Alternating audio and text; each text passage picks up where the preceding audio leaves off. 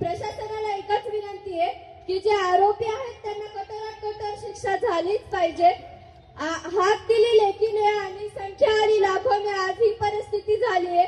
कारण की जो आज आपल्याला अन्याय झालाय तो दूर करायचा, त्या न्यायाकडे जायचंय, त्यासाठी कोणाचा जीव गमवावा लागत असेल याबाबत दुःखद कोणतीच गोष्ट नाहीये।